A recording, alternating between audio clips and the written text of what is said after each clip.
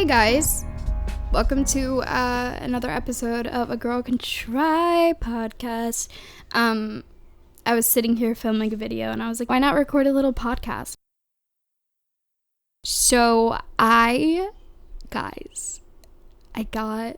an apartment for the fall. I'm moving into an apartment August 24th. I'm so excited. I don't know how I'm going to be able to afford it. More than 3 months, but you know what, we will cross that bridge when we get to it. Is that the saying? I don't know, but I'm feeling pretty weird about it. Like, it's so crazy. Like, I have my own place. I guess it's not that crazy though for people who are in college and have already been living in an apartment or even a house with roommates. But this is my first time like being off campus and, you know, like having to worry about transportation, but it's only like a 15-minute walk, so it shouldn't be too bad. But it's actually right near the PPG Paints Arena, which, if you don't know, it's where the Penguins play, and they also have a lot of events that happen there. It's pretty close to the school, and I'm excited to like get in there and just like, I don't know, just have my own place. It seems, I don't know, it's kind of surreal, you know, and I'm probably not in the place to do it right now because I'm just not financially stable. But I was just telling my dad, because he's like, well, why don't you live, you know, on campus for your last semester? It's only 3 months and whatever. But I don't know, I just want to do something that makes me happy, and I know that's just sounds kind of like privileged and annoying, but I want to do, I basically told him straight up, I was like, everyone's fucking miserable. I don't want to be miserable. I want to do what I want to do. And if I need to work my ass off to pay the fucking rent, then I'll do it, you know? And obviously that's easier said than done, because like finding a job in itself, especially now, is really difficult. But I stick to what I said. I mean, that's something that I've wanted to do for a really long time. And I don't want to be someone who just doesn't do something because of money. And I understand that money is important, and a big part of life is money. But for me to revolve my life around it, especially now, because when I have the support, meaning like if I do go broke, I can end up crashing on someone's couch.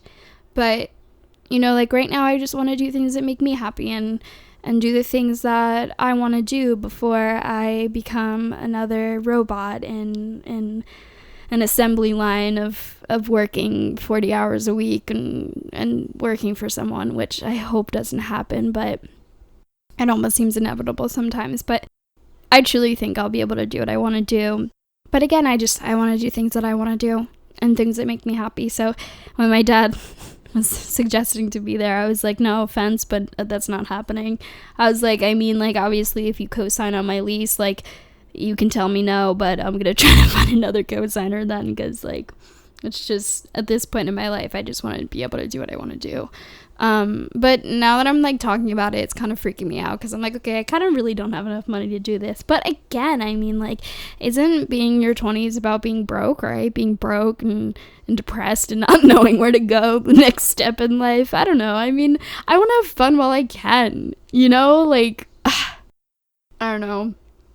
I know a lot of kids now who have like $30,000 saved because they've just been working their ass off, like manual labor, and they didn't go to school, which is like awesome. They have so much fucking money, but that's not the route that I wanted to take. And like, I know that I'd be miserable if I was just working like all the time and just like, and not in a lazy way, because if I'm doing something like, let's say I'm editing a video, right? I can edit a fucking video for hours. Like, give me like, if I need to like produce a show and edit a show, dude, I'll fucking do that for 3 days straight with no sleep and some coffee. Like I'll do it. It's just, I don't want to do something that's just purely about making money. I want something that is rewarding in the way of like, I feel like I accomplished something that I wanted to do, and also accomplished something that has an effect on society, and also, you know, making money.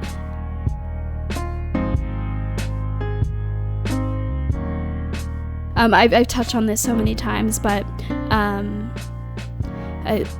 living in a van. I really do want to live in a van.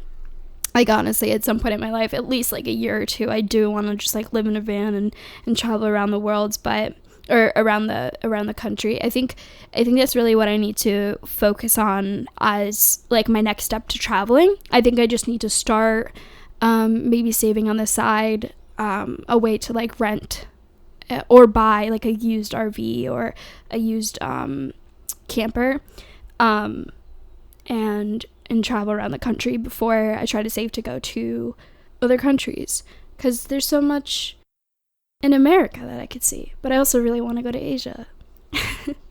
So you see my dilemma here, but it's just so insane that money rules the world. My friend Marley always makes the metaphor? No. She always says that life is like a Monopoly game. And in a sense, it really is. It is a game. I mean, it's like you make this money, you know, doing something that you might like to do, but then you have to pay for your rent, you have to pay for your bills, you have to pay for your health insurance, you have to pay for hospital bills, you have to pay for fucking birth control, you have to pay for all of these things. Obviously you don't have to pay for birth control, but if you do take birth control, you have to pay for it.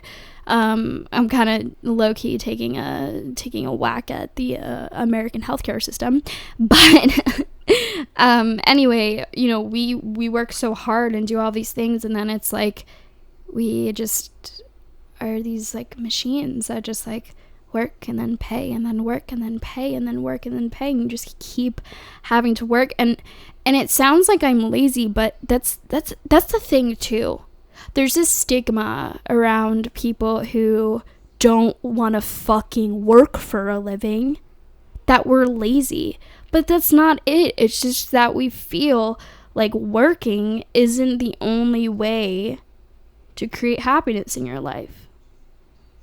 Meaning that money doesn't create happiness in your life, which I never really had a lot of money, so I don't really know if that's true or not. But I would assume, I mean, even if you were the richest person in the world, you'd find something to complain about. I mean, I have a pretty good fucking life, and I still find shit to complain about.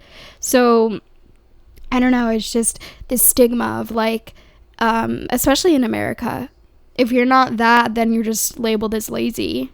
Or or a fucking socialist, or like someone who doesn't want to work for their money or work hard. And it's like, that's not what it is. It's just like, I don't want to be a robot. You know, I don't want to be somebody who is constantly working and being exhausted and stressing out and, you know, getting depressed because I'm not doing things in life that I want to do because money has put such a barrier between humans and happiness.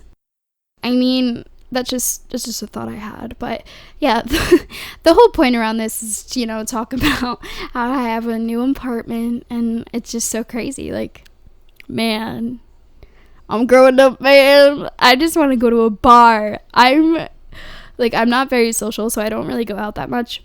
But like, being here in quarantine, I went to a bar like three times, I think, in total since I've turned 21, and I want to go so bad. Like, going to a bar is just so fun. You just meet people, you know, you're talking to the bartenders, and it's just like a really fun time, you know. You just like get to be fun and just like exciting. I don't know, it's fun. Going to a bar is fun.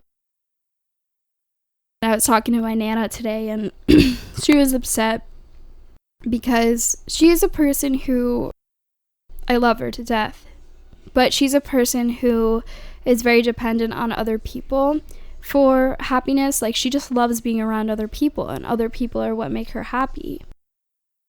So she was talking about how, you know, like, people have other people, and, you know, she's kind of lonely, and, you know, I get it. And she talks about how she wishes when she was younger she did more for herself. And I kind of took that as advice for myself, because I already have been making a life for myself, but I haven't stopped. I mean, like, I have so much more, like, living to do for myself, but it struck something in me where I was like, yeah, like, you need to do a lot of things for yourself, because, like I said, I think in my video today that I recorded today, It's so important to know yourself and grow as a person before ever, not ever, because obviously you have relationships with other people, friendships, etc. But you just need to create a place for yourself and try to create a person that you really like and who you want to be, because you can be whoever you want to be. As cliche as that sounds, it's really important.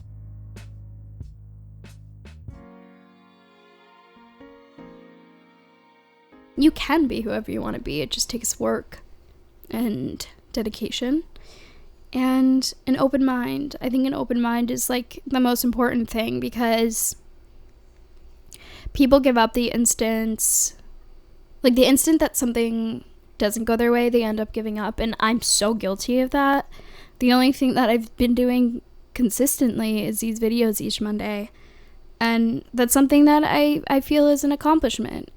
But you just have to, you have to be open-minded, and you have to be able to make the small things bigger things.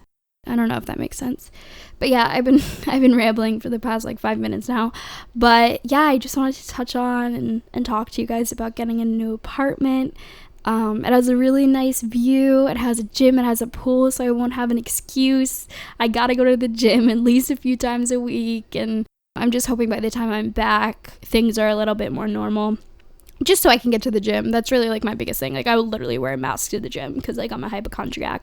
But I just really want to get back to the gym and just start having a regular schedule. Even if this stuff is still going on, at least, having a little bit of a schedule and having my own little life. So yeah, I'm excited, and well, thank you for listening. Also, let's do a little relaxation. I'm feeling pretty relaxed today, even though you can probably sense my high energy. I'm bouncing my legs, but in comparison to other days, my energy is pretty low. But let's just do a little breath. Breathe in and out. Once more. Breathe in and out.